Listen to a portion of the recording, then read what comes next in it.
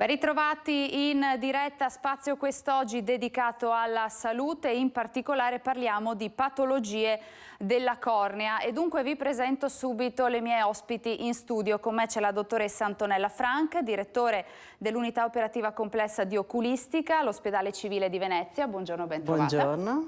Do il benvenuto anche alla dottoressa Pia Leon, dirigente medico della stessa unità operativa complessa di oculistica. Buongiorno, ben trovata. Allora, comincio proprio da lei, dottoressa Frank. Tra l'altro oggi è il 13 dicembre, Santa Lucia, la santa degli occhi e della vista. Io le chiederei di raccontarci l'attività del centro cornea e superficie oculare che si trova presso la Fondazione Banca degli Occhi del Veneto. A lei, dottoressa. Allora, intanto buongiorno di nuovo e buona Santa Lucia a tutti. Abbiamo stamattina come tradizione fatto la cioccolata calda per il reparto, per gli infermieri e per i pazienti. Quindi una vostra tradizione? È una nostra tradizione che abbiamo preso un pochino dal professor Rama, mestre, che ogni Santa Lucia, ogni anno c'era la messa e c'è stata anche stamattina la messa alle 8 e poi c'è stata la cioccolata calda per tutti. E noi parliamo di cornea oggi, quindi è un po' la nostra specialità, è quello di cui Pia, Leon e io ci occupiamo ormai da tanti anni. E la cornea, io avevo anche portato un plastico che volevo farvi vedere un pochino che cos'è. Facciamo un ripasso di anatomia. Ecco, facciamo un ripasso di anatomia perché volevo parlare del centro cornea, ma vediamo prima che cos'è la cornea. La cornea è questa parte trasparente, questa lente trasparente che c'è davanti all'occhio, quindi serve è una lente, quindi serve per rifrangere le immagini sulla retina. E, diciamo che è avascolare, quindi non ha vasi, è perfettamente trasparente quando è normale e noi ci occupiamo della cornea e della superficie oculare, quindi di tutto quello che c'è intorno alla cornea e che si vede, quindi la congiuntiva, i fornici, le palpebre, le ghiandole lacrimali e quindi la lacrimazione. Nel 2012 abbiamo praticamente creato questo centro che si chiama Centro Cornea e Superficie Oculare, che è un centro che è situato... Anche le immagini. Vediamo anche le immagini, ecco perché abbiamo anche un video di questa bella struttura nella padiglione Rama della Fondazione Banca degli Occhi. Ed è un centro di altissima specialità. Noi abbiamo una tecnologia, abbiamo tutta una serie di strumenti di altissimo livello per cui possiamo diciamo, analizzare, diagnosticare patologie sempre riguardanti la cornea e la superficie corneale. Ecco, questo che vedete è il centro, è di fronte all'ospedale All'Angelo, è a Mestre ed è praticamente un centro in cui noi visitiamo i pazienti affetti da queste patologie e li operiamo, quando dobbiamo operarli, li operiamo invece a Venezia, nell'ospedale civile di Venezia, presso il blocco operatorio e quindi operiamo i pazienti a Venezia e vediamo i pazienti e li visitiamo a Mestre presso la Fondazione Banca degli Occhi del Veneto. Questo perché tantissimi pazienti vengono da fuori ULSS, abbiamo un indice di attrazione di 83%, quindi significa che tutti i pazienti ricoverati per una patologia corneale, l'83% di questi pazienti vengono da fuori ULSS o da fuori regione. Proprio per l'eccellenza che rappresenta. Per l'eccellenza, per quello che offriamo, ecco, in pubblico e siamo orgogliosi di questo e possiamo farlo proprio perché abbiamo questa alta tecnologia in Banca degli Occhi e la alta chirurgia che riusciamo a fare all'ospedale di Venezia e quindi di questo siamo molto orgogliosi. Ecco, un centro molto importante, dicevamo, d'eccellenza, fatto di uomini e donne che tutti i giorni lavorano e si mettono a disposizione per coloro che hanno queste patologie ed è nato proprio, dicevamo, nel 2012 con questa volontà, no, dottoressa? Sì, con questa volontà è stato molto difficile perché era molto difficile visitare i pazienti a Venezia, nell'isola, perché ovviamente con tutte le difficoltà che ci sono a Venezia, Venezia è una città particolare, abbiamo l'ospedale museale più bello del mondo, immagino. Ecco, se non siete mai stati, ecco, c'è anche un polo museale, è veramente molto bello, però è molto difficile da raggiungere, quindi i pazienti lo raggiungono per l'intervento, però poi per i controlli abbiamo dovuto cercare di una soluzione più semplice, che è questa in Banca degli Occhi, e ringrazio veramente anche tutto il personale della Banca degli Occhi perché, ripeto, la tecnologia che abbiamo lì e quello che abbiamo affinato nel tempo è molto elevata. Ecco, abbiamo posto le basi, diciamo così, per questa chiacchierata che faremo insieme fino alle 14:30. Andiamo a raccontare quali sono le patologie che trattate e andiamo anche a vedere con la prima immagine, con la prima slide, in modo tale da far capire proprio ai nostri telespettatori a casa che cosa si fa all'interno del centro cornea e superficie oculare. Allora, ecco, qui vediamo un'immagine di un cheratocono, una patologia relativamente frequente, era segnata come patologia rara, in realtà 1 su 2000 è quello che è diciamo, segnalato come incidenza. In realtà con la nuova tecnologia che abbiamo la diagnosi si fa prima e quindi i casi sono molto più numerosi. Colpisce di solito persone molto giovani. Vediamo quella immagine colorata che è una tomografia corneale, che è l'espressione diciamo, della curvatura della cornea che è alterata ed è espressa in colori. I colori freddi significa che la cornea è più piatta, i colori rossi significa che la cornea è più curva. In questo caso il cheratocono è proprio un'alterazione della curvatura della cornea, lo vedete nella fotografia, la cornea proprio assume un aspetto a cono, un apice, e il paziente inizia a vedere deformato e vede male. Colpisce proprio questa sporgenza che si può notare. Esatto, si vede infatti anche quando guarda in basso, si vede come viene anche deviata la palpebra, proprio perché c'è questa cornea che inizia ad avere una deformazione importante, e questo è quello che viene chiamato cheratocono e che normalmente si può fermare con una chirurgia che si chiama cross-linking, che è una chirurgia che utilizza la vitamina B e i raggi ultravioletti per un po' indurire la cornea. Il paziente solitamente arriva molto tardi al trapianto di cornea perché è molto indicato utilizzare delle lenti a contatto. Con le lenti a contatto il paziente ci vede bene, finché il paziente ci vede bene con la lente a contatto non si effettua chirurgia. Quando con la lente a contatto o ci sono delle alterazioni corneali, la trasparenza della cornea non è più buona, allora si deve fare il trapianto, però il più tardi possibile per quanto riguarda il cheratocono. Ecco, poi parleremo appunto anche del trapianto. Andiamo avanti con le slide, vediamo la 2 e la 3, perché tra le patologie trattate c'è anche quella delle cheratiti. Sì, noi negli anni ci siamo proprio specializzati nelle cheratiti. Diversi colleghi oculisti ci inviano i pazienti un pochino da vari posti, proprio perché noi vedendo, adesso voi vedete dei quadri brutti, vedete che la cornea non è più così trasparente, ma queste ulcerazioni, sulla destra potete vedere queste ramificazioni, questa è una forma erpetica, quindi è data da un herpes, mentre dall'altra parte è un grave fungo che ha coinvolto, diciamo, e ha creato questa infezione. Noi riusciamo, facendo degli esami o delle macchine particolari o proprio togliendo un po', ecco qui vedete anche degli altri casi molto brutti di infezioni, di ascessi corneali, riusciamo ad analizzare direttamente questo materiale che preleviamo e lo mettiamo su dei vetrini, e quindi con l'aiuto dell'anatomia patologica riusciamo a vedere sul vetrino direttamente entro 24-48 ore di che cosa si tratta, e poi utilizziamo anche la microbiologia dell'ospedale di Mestre, perché questo prelievo, questo materiale che noi preleviamo lo inviamo anche per la coltura. Vediamo 4 foto perché sono 4 diversi tipi? Brava, questi sono 4 diversi tipi perché ci sono diversi tipi di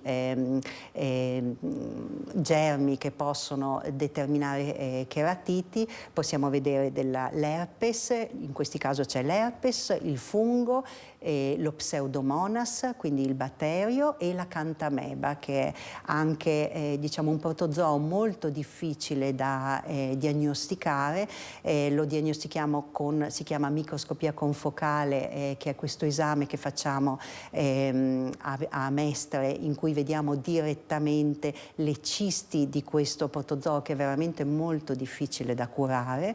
Qui anche c'è la dottoressa Leon, manca la dottoressa Birattari, che un po' si è specializzata proprio anche con l'anatomopatologo nella visione dei vetrini diretti e quindi nella diagnosi precoce di questo tipo di patologia. Che sintomi dà questa patologia? Di solito la cornea è molto innervata, quindi ci sono tantissimi nervi sulla cornea, per cui un problema corneale si fa sentire, quindi dolore. Ecco, non sempre c'è dolore, ma solitamente quando c'è un problema corneale, la differenza proprio tra congiuntivite e cheratite, quindi un problema della congiuntiva o un problema della cornea, è legato al fatto che il primo non dà dolore, la congiuntivite dà solo fastidio, la cheratite, quindi il problema sulla cornea, dà molto dolore. È, direi, il tessuto più innervato in assoluto.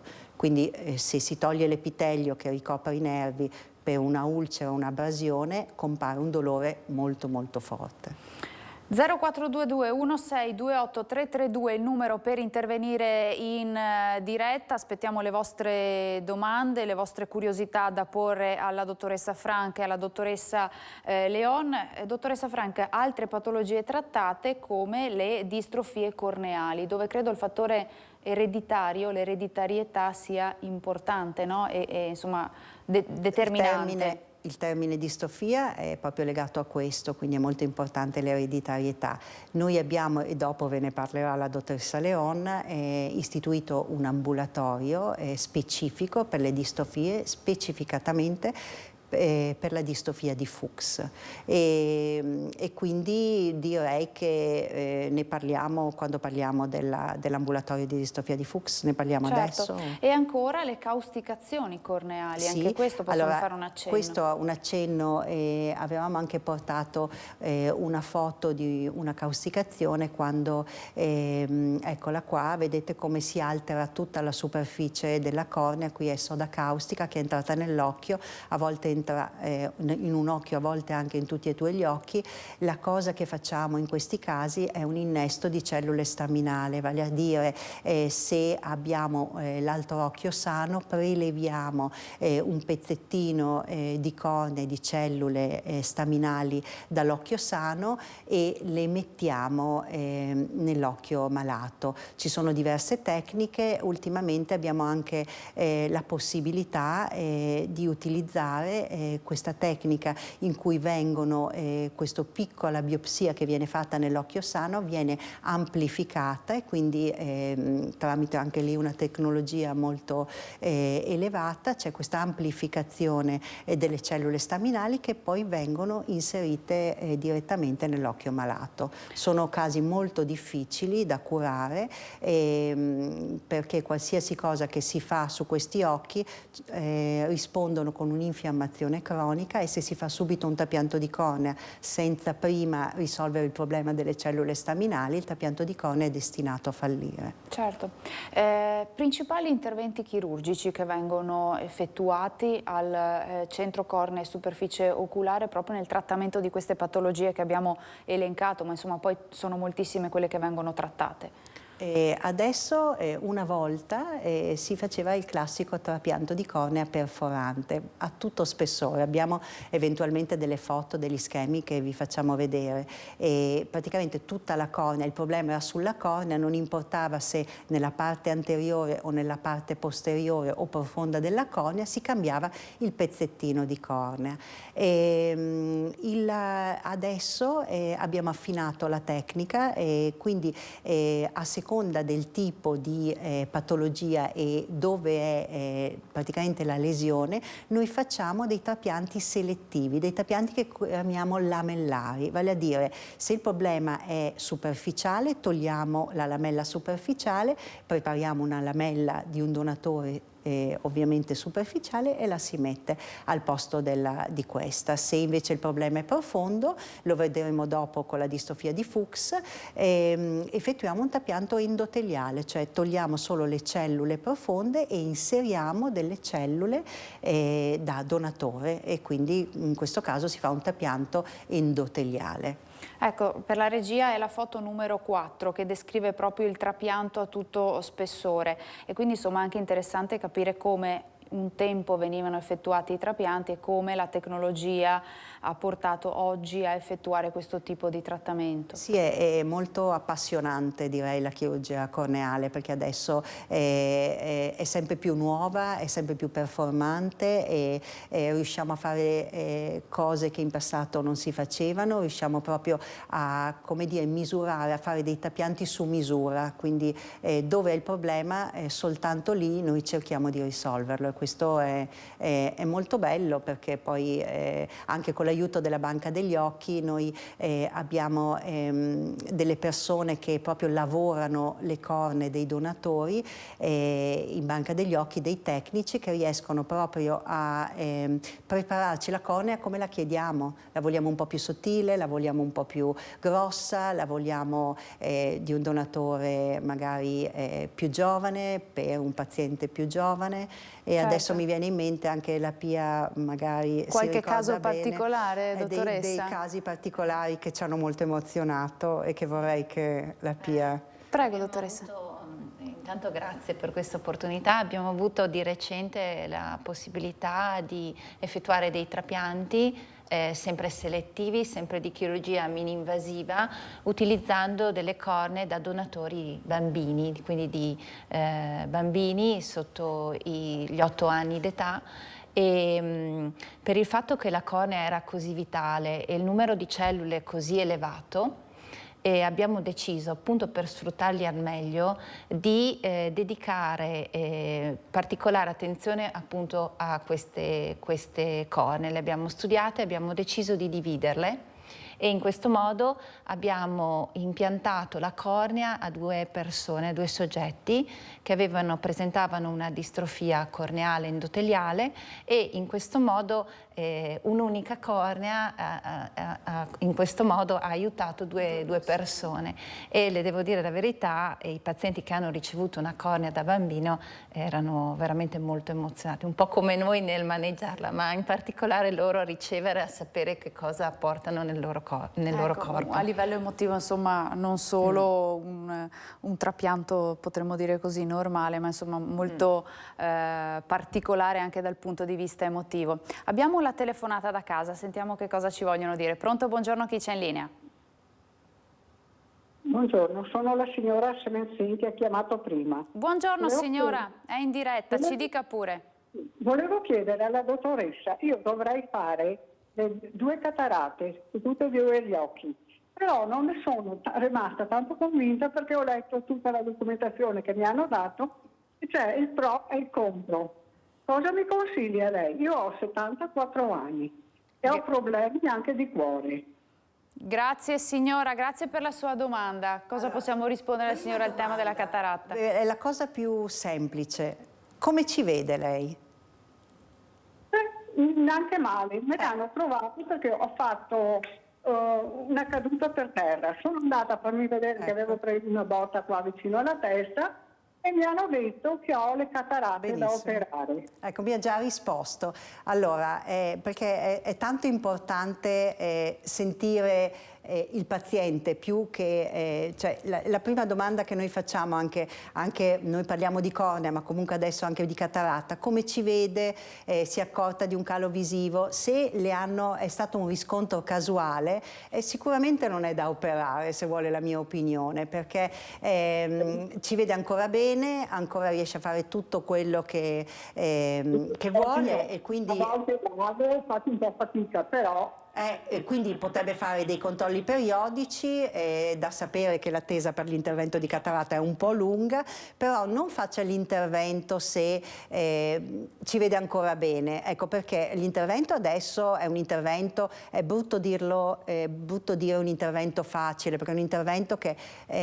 dura pochi minuti, si fa soltanto con le goccine, quindi con l'anestetico topico, ma è sempre un intervento, quindi comunque la complicanza, che è quello che lei ha visto sul foglio che deve firmare sul consenso informato, è comunque sempre possibile. Noi non possiamo fare una chirurgia senza complicanze, per cui direi che la facciamo solo se c'è bisogno, soprattutto poi se non è lei che è andata dall'oculista, ma è stato un riscontro casuale per una visita casuale, proprio per questo conviene aspettare.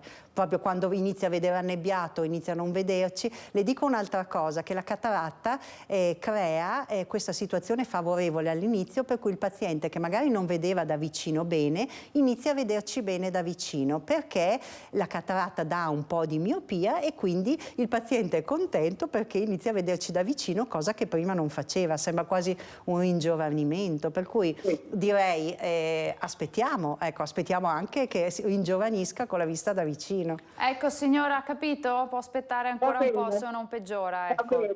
Grazie per la sua telefonata. Grazie signora, grazie, buona giornata. Allora, noi ci fermiamo per una brevissima pausa di pubblicità, torniamo tra pochissimo perché abbiamo ancora da spiegarvi tanti temi proprio che riguardano le patologie della cornea. A tra poco.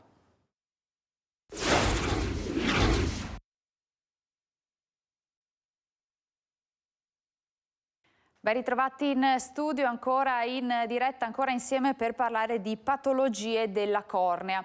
Allora riprendo proprio con lei, dottoressa Franca, a parlare di trapianti, insomma dei principali interventi chirurgici che vengono effettuati. Rivediamo con l'aiuto delle foto che ci aiutano insomma a capire un po' meglio lo schema. Ecco. Partiamo proprio dal trapianto a tutto spessore e raccontiamo anche questa immagine. Quindi lo vediamo, è un trapianto, il trapianto classico.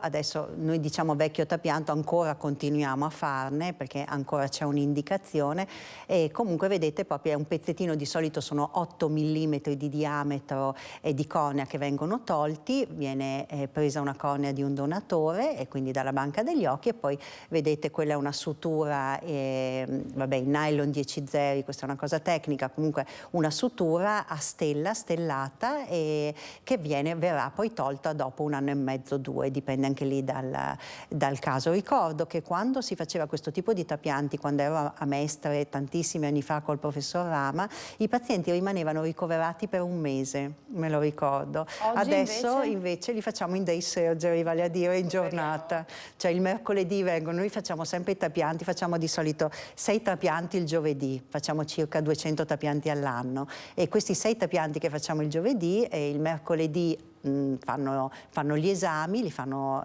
diciamo come esterni ambulatorialmente, e poi dopo il giovedì fanno l'intervento, il pomeriggio vanno a casa. L'intervento è in anestesia locale, scusate, anestesia locale nella maggior parte dei casi, solo alcuni casi nei bambini o nelle sindrome di Down facciamo l'anestesia generale, e quindi stanno praticamente un pomeriggio, una mattina, e poi vengono dimessi in giornata, poi li rivediamo il giorno dopo a Mestre, e poi dopo circa una settimana a seconda del tipo di trapianto che facciamo, e poi ogni 2 mesi e ogni 6 mesi. Quindi diciamo che esatto, ci prendiamo a carico del paziente per diverso tempo una volta che è fatto il trapianto. Ecco, vediamo anche con la prossima foto la descrizione di diversi tipi di trapianto. Prima abbiamo una telefonata da casa, poi la vediamo insieme. Eccola qui, dottoressa, eccola. Poi la spieghiamo nel dettaglio. Diamo spazio alla telefonata. Pronto, buongiorno, chi c'è in linea? Pronto? Pronto, buongiorno. Con chi parliamo? Buongiorno. Mi chiamo Maurizia Reolò e sono da Schio, provincia di Vicenza. Buongiorno Maurizia, ci dica pure. Volevo chiederle alla dottoressa, a mio figlio è stato diagnosticato un keratocono e volevo sentire appunto cosa consiste, se dobbiamo intervenire, e cosa bisogna fare in questo caso, in questa patologia. Qualche consiglio? Ha bisogno di qualche informazione? Quanti anni ha suo figlio? Buongiorno signore. Ha 35 anni, dottoressa. Ecco, questo è molto importante perché allora, il keratocono di solito si diagnostica prima. Ecco, adesso poi abbiamo anche bambini di 10-12 anni che hanno il keratocono. Mi scusi se interrompo, mio figlio è stato ancora 12 anni fa circa, le è stato già fatto questo intervento a un occhio, il sinistro, e adesso appunto viene ha fatto il cross-linking o ha fatto il trapianto di cornea? No, ha fatto il cross-linking. Benissimo, perfetto. Allora è proprio un caso, grazie per la domanda, perché è proprio un caso speciale, nel senso che ed anche è emblematico più che altro, perché esatto, che ci permette di spiegare. Allora, sotto i 35 anni, quando si fa diagnosi di keratocono, e il keratocono, come vi ho detto prima, questa deformazione della cornea è evolutivo, cioè progredisce, cioè peggiora nel tempo, e questo noi lo vediamo con degli esami che facciamo, che sono la topografia e la tomografia corneale. Una volta che abbiamo capito che il keratocono peggiora, è giusto fare il cross-linking. Il cross-linking si fa fino a un'età che è intorno ai 35 anni, dopo non ha più senso fare il cross-linking. Dopodiché, una volta fatto il cross-linking, se il paziente vede bene con tutti e due gli occhi, in questo caso il figlio della signora ha fatto il cross-linking probabilmente in un occhio solo perché in quell'occhio era evolutivo. Sappiate che il keratocono quasi sempre è bilaterale, non sempre ma quasi sempre, e quindi l'altro occhio probabilmente ha un keratocono che si è fermato. Ora il ragazzo può vedere con gli occhiali, va benissimo, allora vuol dire che ha un keratocono in uno stadio molto basso. Può vedere con la lente a contatto, quindi se non riesce a vedere bene con gli occhiali è molto importante utilizzare le lenti a contatto. Sono lenti a contatto semirigide, particolari, e abbiamo tutta una serie di ottici che sono molto bravi nel preparare queste lenti a contatto per i pazienti, e soltanto se la lente a contatto non viene tollerata bene o non fa vedere bene al paziente, allora in quel caso è indicato il trapianto. Non prima, non ha senso fare un trapianto di cornea quando il paziente ci vede con una lente a contatto. Certo, allora abbiamo risposto anche a Maurizia, la nostra telespettatrice, e a questo caso che ci ha descritto. Riprendiamo la foto di poco fa per raccontare quello che è proprio le diverse tipologie di trapianto. Esatto, vedete lo schema che c'è colorato. Quando c'è un problema di cornea come il keratocono, come il figlio della signora, l'intervento indicato adesso è il trapianto lamellare anteriore, vale a dire si toglie solo la parte esterna, superficiale, in realtà non è fino, diciamo, tutta la parte della cornea tranne la parte profonda che è l'endotelio, e quindi è un intervento nuovo, anche questo si chiama trapianto lamellare profondo anteriore, e in questo caso salvando le cellule endoteliali il rischio di rigetto è minimo, è molto più basso rispetto a un trapianto perforante. Poi nello schema ci sono anche i trapianti endoteliali di cui vi parliamo dopo, quando parliamo della distrofia di Fuchs, e in ogni caso a seconda, come ho detto prima, del problema corneale noi facciamo un trapianto selettivo, quindi lamellare, che dà sempre dei vantaggi rispetto al vecchio trapianto perforante che avete visto prima. Certo, ma gli interventi comunque sulla cornea sono molteplici, e vediamo anche la foto successiva, si può procedere anche con una tecnica che consiste nell'innesto di una membrana amniotica. Amniotica, sì. Qui è un intervento che facciamo per la superficie oculare, quindi non per cambiare la cornea, ma quando abbiamo dei problemi superficiali della cornea, quindi utilizziamo, in questo caso è proprio la membrana amniotica, quindi è la membrana che avvolge il feto, e la utilizziamo, vedete, trasparente, è biancastra ma trasparente, la utilizziamo come velo protettivo sull'occhio, sulla cornea, quando ci sono problemi di superficie corneale, ed è un una tecnica anche relativamente semplice che utilizziamo da diversi anni. Anche qui la membrana amniotica viene preparata in Fondazione Banca degli Occhi del Veneto a Mestre e anche a Treviso, dove so che la membrana amniotica viene anche utilizzata da altri colleghi che non sono oculisti, quindi dai neurochirurghi, dai maxillofacciali dai chirurghi plastici, a diverse molteplici utilizzi. E quindi è molto interessante anche perché poi è la partoriente che dona e quindi anche qui è una donazione, diciamo, di una...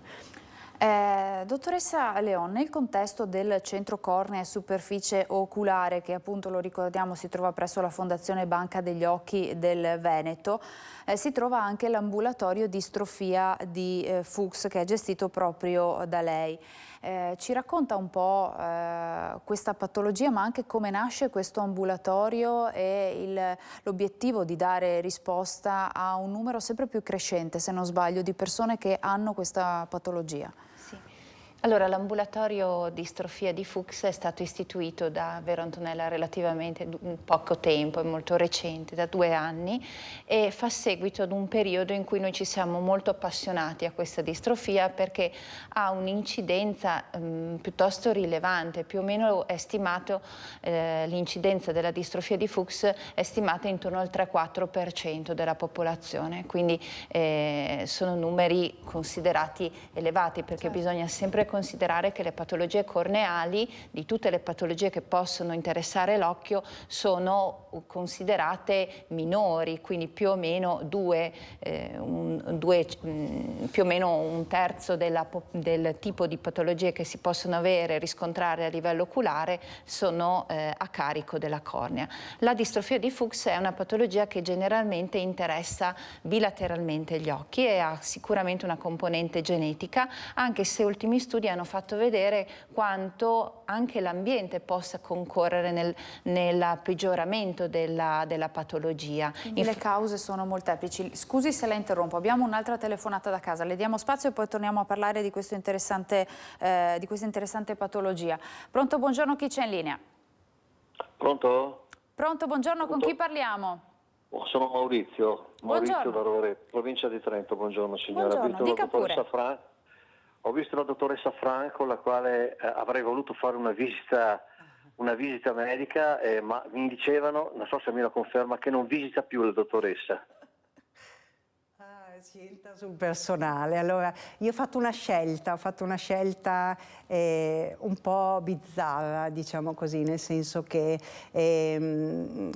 o facevo bene l'attività privata o facevo bene l'attività pubblica e avendo, diciamo, una richiesta un po' superiore a quello che potevo. Certo. E quindi ho fatto questa scelta un po' controcorrente, quindi avevo bisogno anche per problemi familiari di avere più tempo e volevo dedicarmi comunque sempre alla cornea e all'oculistica, e quindi ho deciso di fare soltanto attività pubblica. Però abbiamo, ecco perché...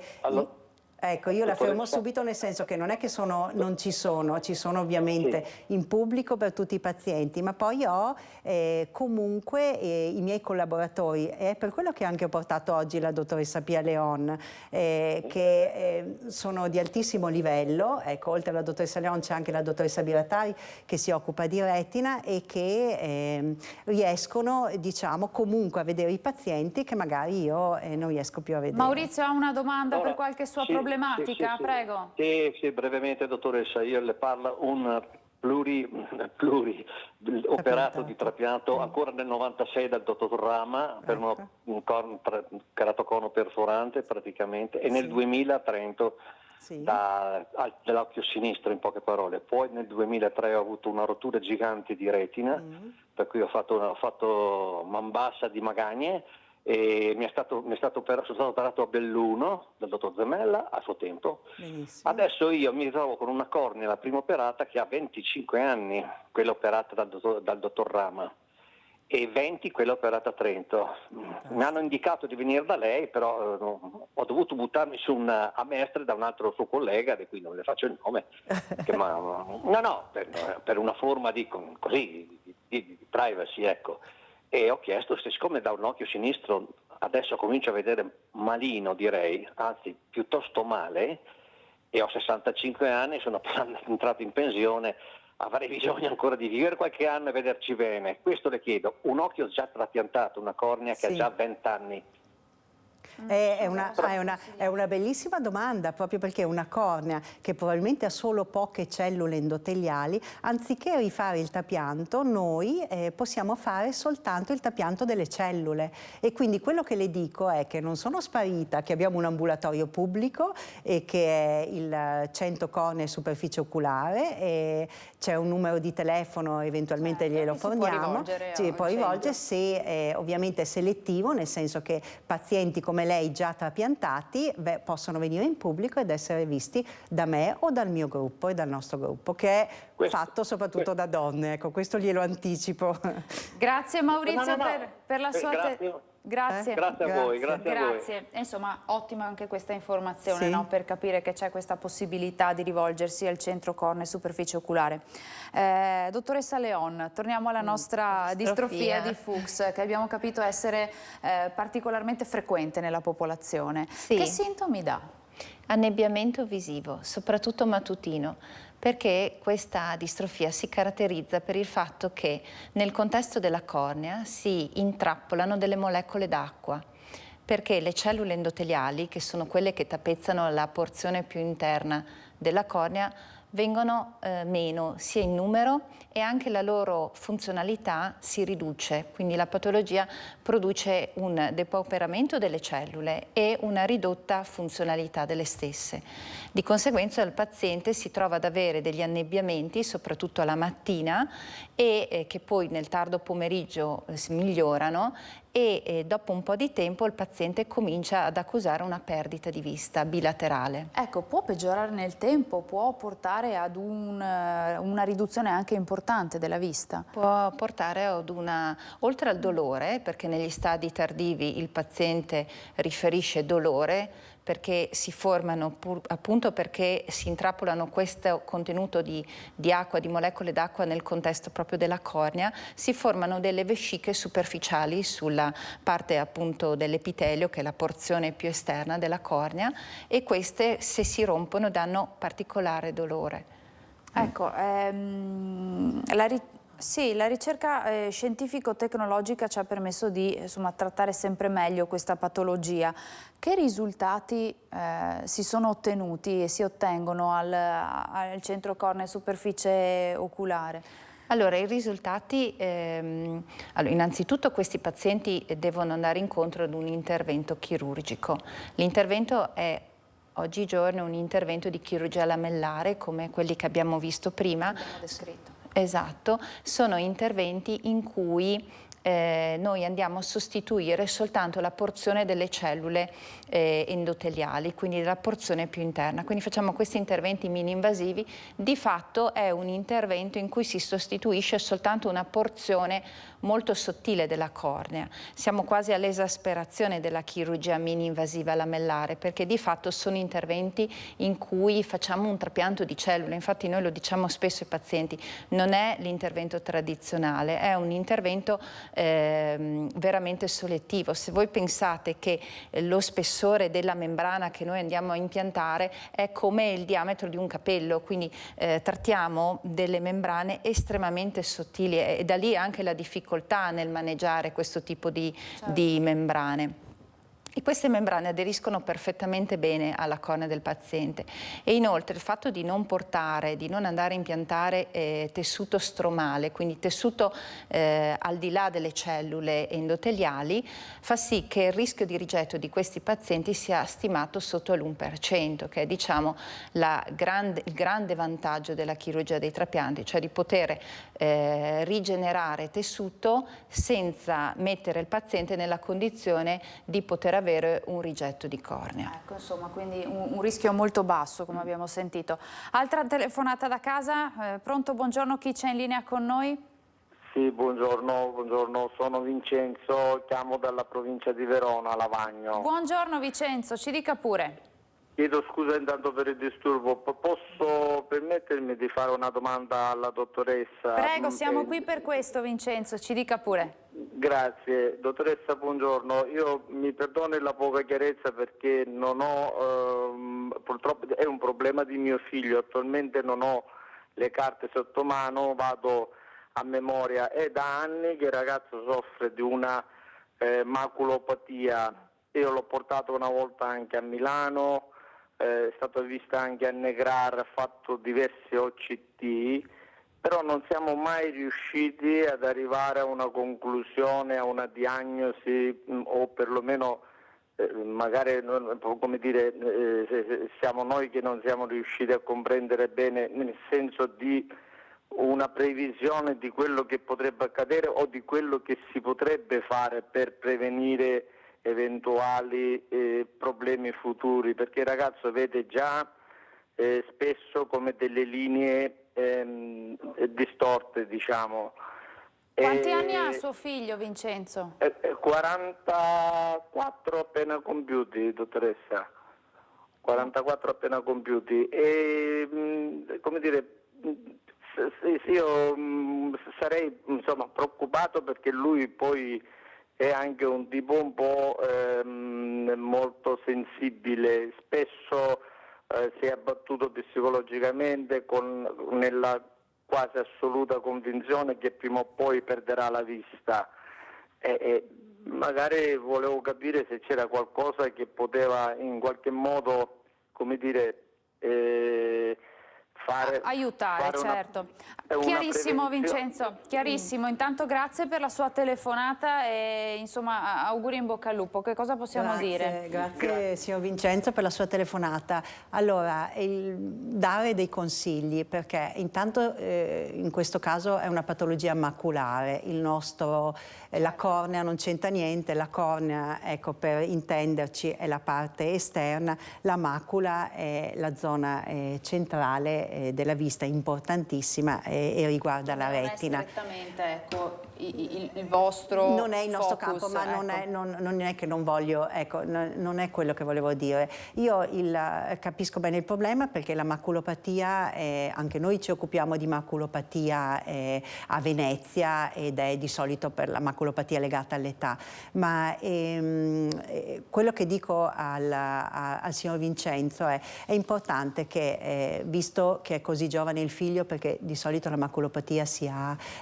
dopo una certa età, visto che il figlio è giovane e visto che mi ha già nominato, perché ci sono dei centri di eccellenza per la maculopatia, uno ad esempio a Milano, ce n'è uno a Verona, al Negrar, e quindi è importante che vada nel centro giusto, quindi dove poi avrà le carte, quindi si capisce benissimo, ecco, se è il centro di eccellenza per questa cosa, e poi farsi seguire da un oculista che lo può seguire nel tempo, e quindi anche relativamente giovane, una volta che l'oculista ha in mano le carte del centro di eccellenza, e vedere se c'è la possibilità, ad esempio se vede distorto di colpo e quindi magari c'è una maculopatia che si può trattare con delle iniezioni sono delle sostanze, si chiamano anti-VEGF, che bloccano la proliferazione sanguinea, e magari sia il caso di farlo. Quindi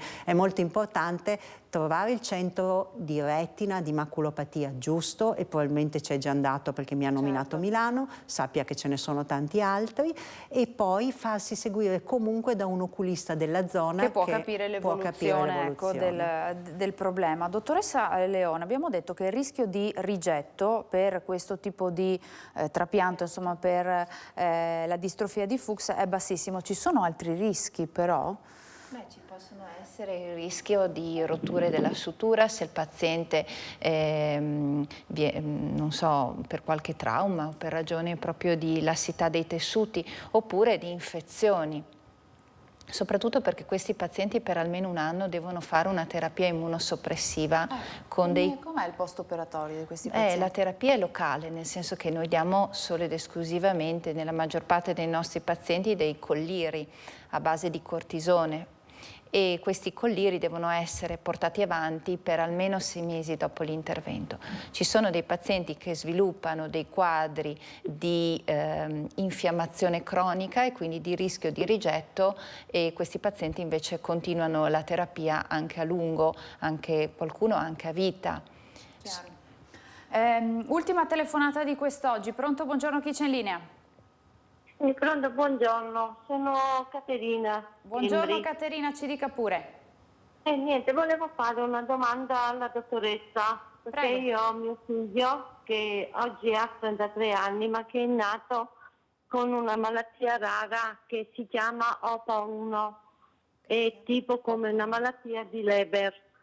E io volevo sapere, già che noi abbiamo fatto tante visite, abbiamo girato quasi tutta Italia, ma alla fine mi hanno detto quasi tutta la stessa cosa, che più o meno è una malattia progressiva e non regressiva. E mio figlio attualmente ha già pochissima vista, quindi ringrazio Dio che si è fermato da un po', che è stabile così. E io non so se è il suo campo o meno, ma quando sto leggendo si tratta di cornea e cosa. E io non so se più o meno lei potrebbe darmi qualche suggerimento. Un consiglio. Un consiglio, grazie per la sua telefonata. Chiarissimo, mi scusi se la interrompo, ma abbiamo veramente 2 minuti. Parliamo sempre di malattie ereditarie retiniche, ho capito giusto, malattia di Leber. Sì, e quindi, io credo di aver capito di sì. E quindi è un po' il discorso che ho fatto prima. Esattamente quello, cioè è importante perché a volte ci sono centri, grossi centri che si occupano di questo, anche ecco, bisogna essere sicuri del tipo di patologia e chiedere qual è il centro giusto, anche perché a volte esistono dei protocolli, diciamo, sperimentali dove possono essere inseriti. Sì. E quindi anche quello, io vorrei tanto aiutarla, vorrei anche occuparmi di retina oltre che di cornea, ma è praticamente impossibile, quindi il mio consiglio è avere sempre un oculista di fiducia vicino, perché quello è importantissimo, ma comunque rivolgersi ai centri di eccellenza. Per questa cosa purtroppo noi non siamo un'eccellenza. Abbiamo comunque dato un suggerimento sempre buono e sempre importante. Ultimo minuto insieme, io vorrei chiudere con un'ultima domanda. Possiamo in qualche modo prevenire queste patologie che abbiamo descritto quest'oggi? Possiamo prenderci cura efficacemente dei nostri occhi, dottoressa? Allora, per alcune sì, per altre ancora no, anche se ci sono moltissimi passi avanti, moltissimi gruppi di ricerca che un po' in tutto il mondo stanno lavorando su questo fronte. Quello che noi possiamo fare, allora, sul quanto riguarda le malattie di origine genetica, possiamo fare relativamente poco se non diagnosticarle nei tempi corretti e tenerle ben monitorizzate. E per esempio il cheratocono, come era stato detto prima, adesso l'aiuto del cross-linking e della tecnologia per tutto quanto quello che riguarda le lenti a contatto ci aiuta moltissimo, tant'è che questi ragazzi difficilmente arrivano al trapianto di cornea. Per la distrofia di Fuchs, ultimi studi hanno evidenziato che proteggersi dalla luce solare può essere un grandissimo aiuto per i nostri occhi, perché il danno da luce, queste cellule sono fotosensibili e di conseguenza il danno da luce può produrre una perdita di cellule endoteliali. Quindi insomma il consiglio basilare. Per le infezioni forse ecco, stare molto attenti. Ho detto prima che la cornea si sente, quindi quando ad esempio si indossa, si utilizza una lente a contatto, sappiamo che tante infezioni alla cornea sono legate al malutilizzo della lente a contatto. Quindi piccoli consigli: cercare di usare lenti a contatto morbide. Se si usano le morbide, ovviamente nei cheratoconi vengono usate le semirigide benissimo, si puliscono meglio e sono anche meno, sono molto più semplici, cioè è molto più difficile che un'infezione colpisca una lente a contatto semirigida, mentre le lenti a contatto morbide sarebbe più utile magari utilizzare una lente a contatto morbida giornaliera anziché una mensile, in modo tale che la si cambia tutti i giorni e che non la si mette nel liquido di conservazione, che tante volte è pieno di microrganismi, quindi attenzione anche all'utilizzo delle lenti a contatto. Ecco, anche quest'ultimo consiglio molto importante, ecco, per i nostri telespettatori a casa. Il tempo a nostra disposizione è finito. Ringrazio la dottoressa Antonella Frank, direttore dell'unità operativa complessa di oculistica all'ospedale civile di Venezia. Grazie anche alla dottoressa Pia Leon, dirigente medico della stessa unità operativa complessa di oculistica. Grazie dottoressa, grazie davvero. Grazie a voi che ci avete seguito da casa così numerose anche le vostre telefonate. Io vi do appuntamento alla prossima puntata. Arrivederci.